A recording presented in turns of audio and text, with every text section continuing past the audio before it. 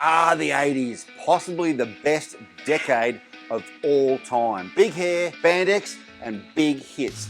I still remember lying on my bed as a youth. Who says that? As a teenager, hearing for the very first time Van Halen's 5150 album. Blow my mind. And of course, following up pretty promptly with any music video by Kim Wilde. Well, you know, I was a young male after all. And of course, for us aquarists, the 80s brought us possibly the best filter there is for a large fish-only system. So why do I love the wet, dry, or trickle filter so much? And if they're so good, why aren't people still using them? Well, I love fish. I love freshwater fish, I love saltwater fish, I love big fish, bigger fish, and small fish. Because I love fish so much, I have a tendency to run my aquariums fairly heavily stocked. And the biggest killer of fish in a heavily stocked aquarium is ammonia. And it's the role of the nitrifying bacteria in our filters to process that ammonia into less toxic forms, such as nitrite and then nitrate. And that process of nitrification has to occur in the presence of oxygen. And this is where the wet, dry trickle filter excels. As the water drips, trickles, splashes and tumbles down through the media filled trays, it's constantly in the contact with the air. This media is not submerged, therefore it has the ability to promote a very healthy population of ammonia consuming, oxygen loving, nitrifying bacteria. So by now you should know that if you want to have a question answered in video, then pop that in the comments down below. The first is by Jeff Dorch. I hope I got these names right. And Jeff asks about the rocks in my Gold Coast Seaway tank. How did I get them to stay down and if they float? Well, the answer is yes, they will float. I do have to epoxy them either to the rear wall of the aquarium or to the base of the aquarium. But in some of those rocks, I did actually install, Reggie, don't do that now. I'll try and be nice to Reggie. I did actually install a counterweight and installed some actual rocks on the inside of the foam where there was a pocket and allowed them to become hopefully a bit more neutrally buoyant. In one circumstance, which is with this rock here, I've actually epoxied a rock to the underside. Hopefully you can see that. Hope that answers your question. Yes, these rocks are permanent. You won't be able to move them around. But in my case, I like my displays for the long term. This is not a freshwater aquascaping done in 6 months and off to the next one. Diva Chapman asked about microplastics in the water when I'm using epoxy and I guess also styrofoam, both in my Palau Reef tank, my Palau Reef tank and my Gold Coast Seaway aquarium. Well, I'm not really worried about using the epoxy on the rocks because if you think about it, the actual aquariums are made of the epoxy over the plywood, and I've had a long history of using that boat coat epoxy over plywood. I've had no issues of toxicity whatsoever. So in that circumstance, it's absolutely no different. In regards to inverts and critters that might burrow into the foam of the rock, that is a possible concern. I have had a tank once previously where a sea urchin would like to burrow through the surface coating over the styrofoam rock. In that case, it was a rubberized pond sealer and burrow, and it became an awful mess, styrofoam floating everywhere. So I would 100% recommend that you don't include sea urchins. Probably won't be as much of a problem with epoxy coated rock because epoxy is a lot harder than the rubberized coatings, but just to be safe, probably stay clear of sea urchins. And lastly, Apollo Ravindran. Apollo, I hope I've pronounced your surname correctly. Apollo's asked if this one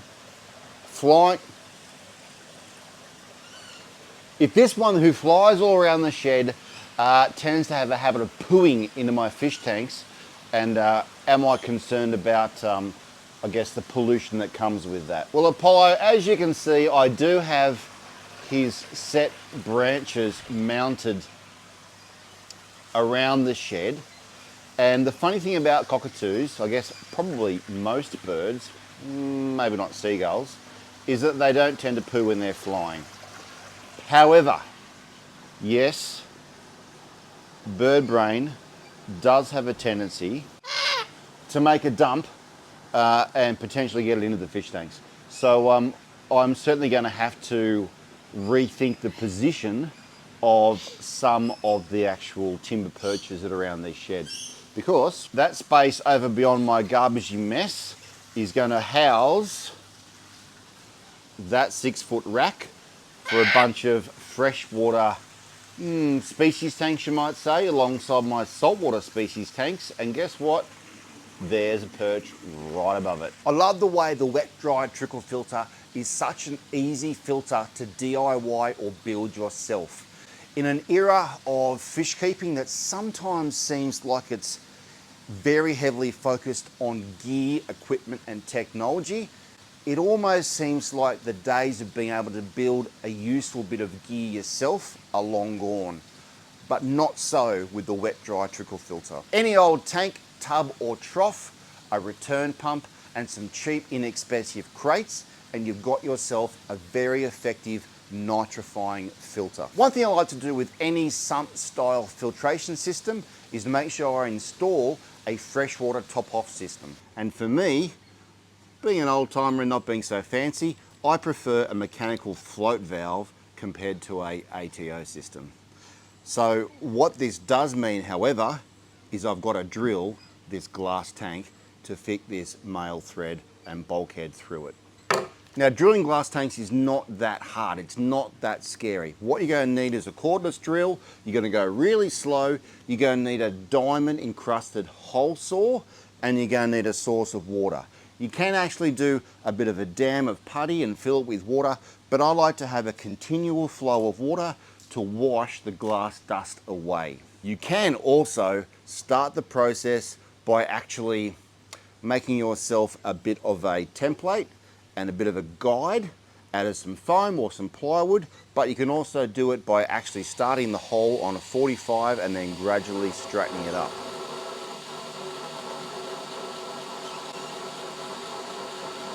You're actually grinding the glass as opposed to cutting it, and you can start to hear the sound of it just grinding.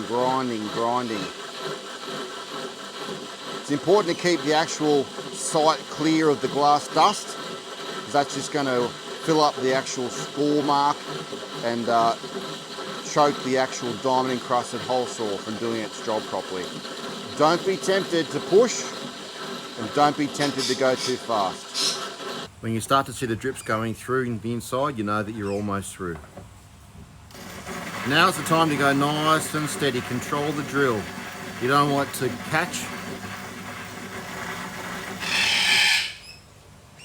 Nice and square cut. There we go.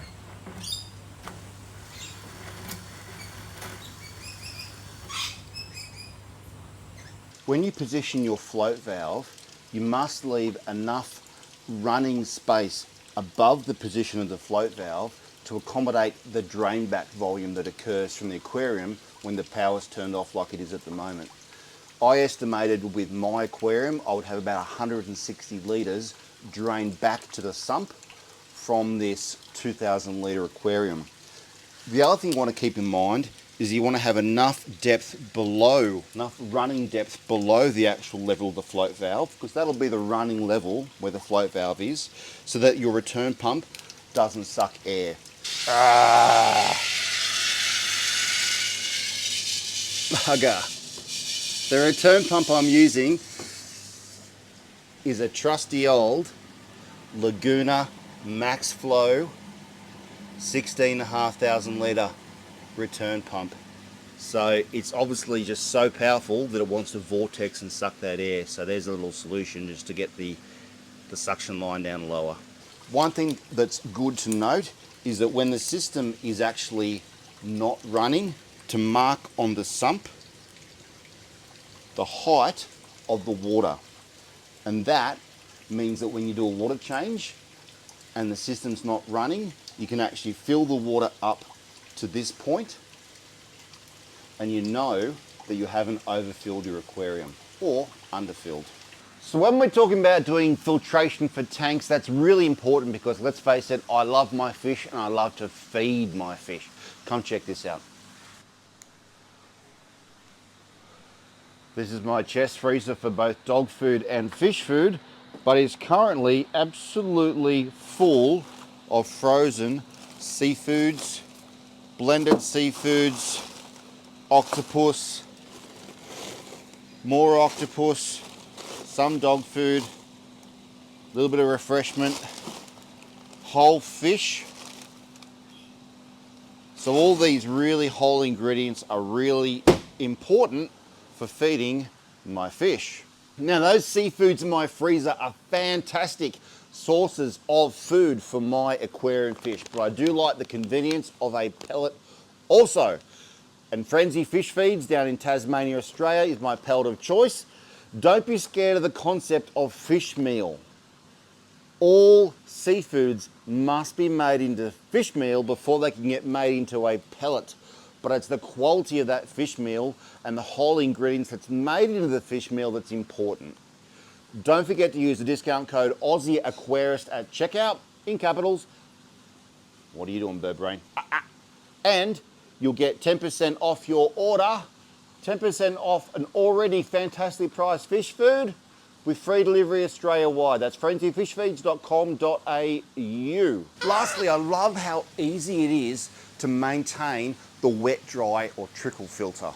I can't think of another filter that has the same capacity, same biological capacity as a wet, dry trickle filter that is so easy to maintain. This is actually a nylon insect exclusion fabric. I used it in my greenhouses to exclude aphids and fruit fly from a quarantine section. It has about a 0.3 of a millimeter hole, which makes it a 300 micron. So I like to use that on the top as a, I guess you'd say it's a coarse filtration media to catch all the chunks, and that just prolongs the life of the actual floss underneath. Now this pipe here, this is the overflow pipe. Obviously you'd want this to be going down to the water's level so it minimises the splashing. I think it's a good idea to have a little bit of splashing, that way you know your filter's blocked, you can actually hear it. But that's all I had lying around, so I'll have to get that replaced. Canister filters, well, canister filters are an absolute nightmare, as we all know. And that's probably the reason why they don't get opened up enough, and the reason why they have the capacity to build up potentially toxic amounts of detritus and mold. Hang on the backs and sponge filters, they are great, but they don't have the sheer capacity of media that the wet dry trickle filter has. And modern sumps, well, modern sumps are getting very expensive. And not only that, with a heavily stocked fish system, it's great to be able to get some of that media up out of the water and have good access to air, something that the trickle filter does do.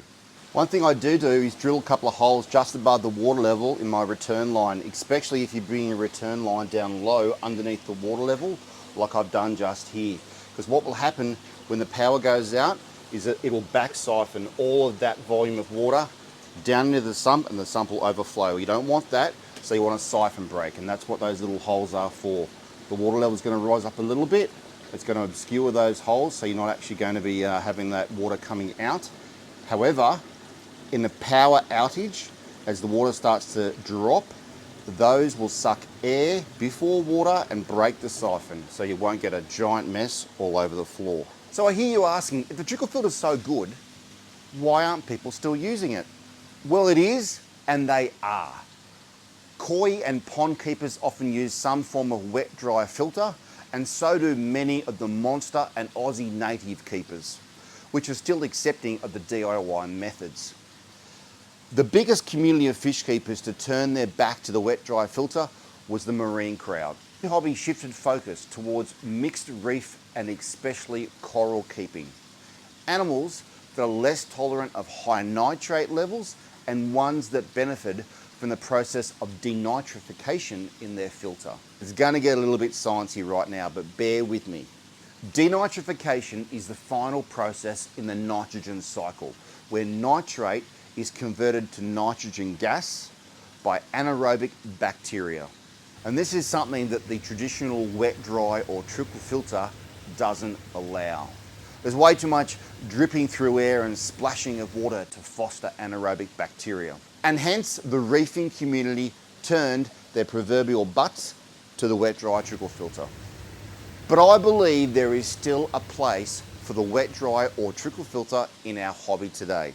By keeping the bottom crate or tray completely submerged at all times, it gives us a place to install media capable of denitrification. Live rock, as well as modern denitrifying brick media such as Pilot Labs Genesis blocks, can be put into this submerged area to convert nitrate to nitrogen gas, i.e. to harbour denitrification. Technology such as carbon dosing combined with protein skimming and sulfur denitrators can also be used to consume the nitrate.